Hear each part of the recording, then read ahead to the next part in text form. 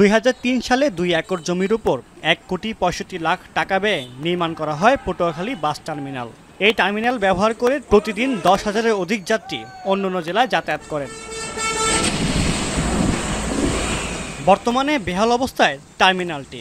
বাস রাখার জায়গায় সৃষ্টি হয়েছে অসংখ্য খানাখন্দ ও বিশাল গর্তের। সামান্য বৃষ্টিতেই সেখানে জমে যায় পানি। এতে নষ্ট হয় পরিবহনের বিভিন্ন যন্ত্রাংশ।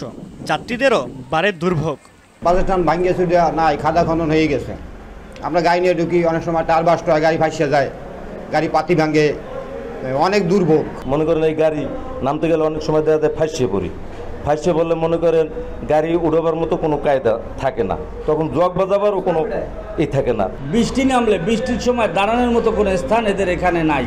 ভবন একটা আছে, ভবন যে কোনো মুহূর্তে ধ্বংস পড়ে যেতে পারে। শুধু পানিই না, এর ভিতরে যে গাথা আছে, বড় বড় গাথা, এতে গাড়ি নামানো সম্ভব না। ভাঙ্গা চূড়ায় এমন পর্যায়ে যে আছে যে মানুষ বাস থেকে নাইমা যে হাইটে একটু অটোতে উঠবে এরকমের কোনো পরিবেশ নেই।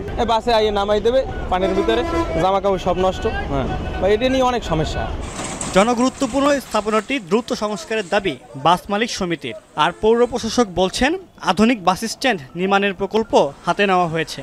পটুয়াখালী বাস টার্মিনালটিতে একেবারে ব্যবহার উপযোগী হয়ে গেছে। তাই পৌরসভাকে আমরা বারবার এই বিষয়ে বলা সত্ত্বেও তারা আংশিক একটু রিপেয়ার করে, বাকি অংশটুকু আবার ফাঁকা থাকে, যেখানে আজ ব্যবহার অনুপযোগী হয়ে পড়েছে। আন্তর্জাতিক মানের একটা বাস স্ট্যান্ডের ড্রয়িং ডিজাইন হয়েছে এবং যেটা ডিপিপি অনুমোদন আছে। আমরা জমি অ্যাকোয়ারের কাজ চলমান বলবো এবং খুব দ্রুতই আমাদের ড্রয়িং ডিজাইন অনুমোদন হবে, আমরা বাস্তবায়নে যেতে পারবো। অগ্রাধিকার ভিত্তিতে শিগগিরই নতুন টার্মিনালের কাজ শুরু হবে, এমনটাই প্রত্যাশা স্থানীয়দের। এখন পটুয়াখালী।